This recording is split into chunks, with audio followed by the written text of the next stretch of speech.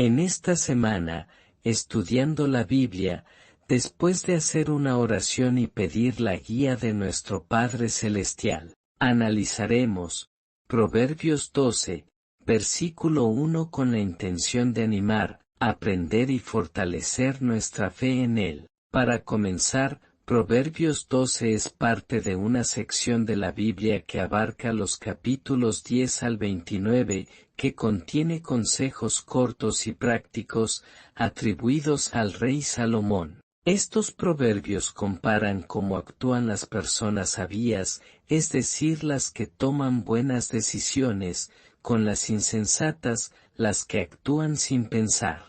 Su objetivo es enseñar lecciones simples para vivir con sabiduría y entender las consecuencias de nuestras acciones. Análisis de las palabras clave del versículo. El término hebreo, musar, se traduce como disciplina, corrección, instrucción moral. El término hebreo, da'at, se traduce como conocimiento, entendimiento. El término hebreo, tokachat, se traduce como reprensión, advertencia, corrección verbal. El término hebreo, be'ar, es una persona bruta o ignorante, con connotación de comportamiento irracional o necio. Ahora analicemos el significado de disciplina. Término, musar. En hebreo, la palabra musar, no significa castigo en sí, sino una instrucción correctiva. Esto implica, formarnos y aprender a ser mejor persona. Segundo, señalar lo que está mal, para cambiarlo. Y tercero, aprender por medio de la experiencia, a veces duras o incómodas. Ahora bien, amar la disciplina significa, ser humilde, es decir, reconocer que no siempre tenemos la razón. Segundo, abrirnos a la corrección, es decir, aceptar los consejos o llamados de atención. Y tercero, verlo como oportunidades para crecer y ser mejor persona. Entonces amar la disciplina es como decir, agradezco que me enseñen, aunque al principio me cueste. Ahora analizaremos lo contrario, odiar la corrección o reprensión. Término tokachat. Tokachat se refiere a reprensión verbal, corrección directa o advertencia, y odiarla implica no querer cambiar. Hay una resistencia a aceptar que algo en uno debe mejorar. Segundo, creerse perfecto. El orgullo le hace pensar que no necesita recibir consejos. Y tercero, prefiere el autoengaño. Le gusta vivir más en su zona de confort, aunque eso implique engañarse. Así que, odiar la corrección, es como cerrar los ojos a la verdad para no enfrentar lo que duele o es incómodo. Así que podemos ver la diferencia fuerte que hay entre ambas. El que ama la disciplina busca crecer. Sin embargo, el que odia la corrección, evita enfrentar sus errores y se comporta de forma torpe, irracional, como un animal que no tiene entendimiento. Podemos ver esto en el ejemplo de David cuando acepta la corrección de Natán el profeta, basado en el relato de 2 de Samuel 12, versículo 1 al 13. El contexto del relato muestra que David había cometido adulterio con Batseba, y luego planeó la muerte de su esposo Urías para tratar de encubrirlo. Sin embargo, Jehová Dios envió al profeta Natán con una parábola que confrontaba indirectamente a David.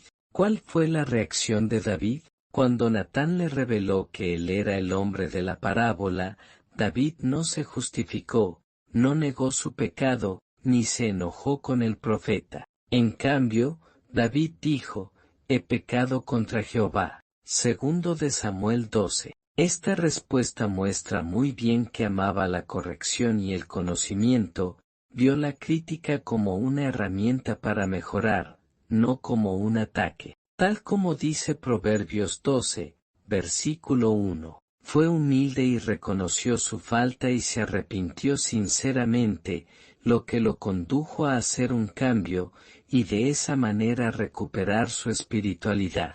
Sin embargo, De manera contraria, es el caso de Saúl, quien odió la corrección. El relato de 1 de Samuel 15, muestra que el rey Saúl, cuando fue corregido por el profeta Samuel, se justificó, culpó al pueblo y solo admitió su error superficialmente. Su actitud reflejó lo opuesto a Proverbios 12, versículo 1. Rechazó la corrección y mostró orgullo, lo que finalmente le costó el favor de Dios y también su trono. Así que David muestra el espíritu del que ama la disciplina y por eso, aunque cometió pecados y errores graves, fue considerado un hombre que complació al corazón de Dios según Hechos 13. En cambio, Saúl representa al que odia la corrección y actúa de forma torpe o insensata. Ahora veamos cómo se relaciona el versículo 1 de Proverbios con las escrituras cristianas o conocido también como Nuevo Testamento. Hebreos 12, versículos 5 al 11, donde habla de la disciplina como muestra del amor de Dios. Dice ahí: ¿por qué hijo es aquel a quien su padre no disciplina? Es verdad que ninguna disciplina al presente parece ser causa de gozo, sino de tristeza, pero después da fruto apacible de justicia a los que han sido ejercitados por ella. Hebreos 12, versículos 7 y 11. Aquí, la relación que muestra es que, Hebreos, expone exactamente el mismo principio: la disciplina, aunque incómoda, produce frutos si se la acepta. Esta enseñanza amplía la idea que transmite Proverbios 12, 1 y muestra que Jehová Dios sigue usando la corrección para formarnos y ser cada día mejor persona. Otro texto es 2 Timoteo 3 versículo 16, donde la Biblia nos corrige y enseña. Dice el texto: toda escritura es inspirada por Dios y es útil para enseñar, para censurar, para rectificar las cosas y para disciplinar en justicia. Fin de la cita bíblica. La relación. La palabra griega, paideia, que significa disciplina, enseñanza, cumple un rol equivalente con el término hebreo, musar, que significa corrección. Son como un entrenamiento espiritual que Dios usa para formarnos. De ahí que el apóstol Pablo enseña que no se trata solo de consuelo. La Biblia no solo nos abraza, también nos corrige. También es para crecer, mejorar. Como un buen padre amoroso que enseña a su hijo, Dios nos guía con amor, aunque a veces duela. Y por último, debemos aceptar la disciplina, la corrección, porque uno sabe que es clave para seguir los pasos de Jesús. Ejemplo, es como un gimnasio para el cuerpo: los ejercicios cuestan, duelen, pero fortalecen. El tercer texto es Apocalipsis 3, versículo 19, donde Jesús corrige por amor. Dice a la congregación laodicenses: yo corrijo y disciplino a todos a los que les tengo cariño. Así que demuestra entusiasmo y arrepiéntete.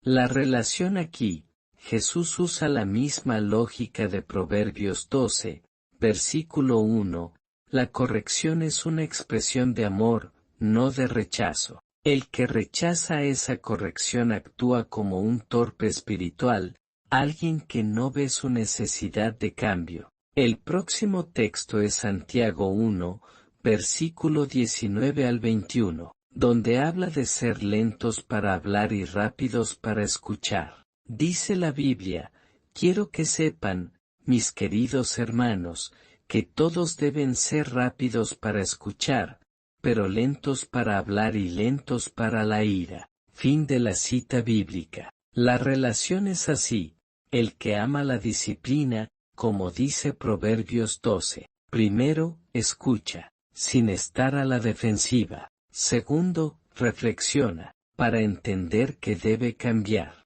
Y por último, actúa, se esfuerza por mejorar y cambiar. Sin embargo, el que odia la corrección, primero, se enoja, o se cierra como un puño. Luego, ignora lo que le dicen, aunque sea útil. Y por último, se estanca en sus errores por orgullo o miedo. Ahora, veamos algunas ideas prácticas para tratar de mejorar nuestra actitud hacia la disciplina y la corrección. 1. Cultivar una mente que desea aprender.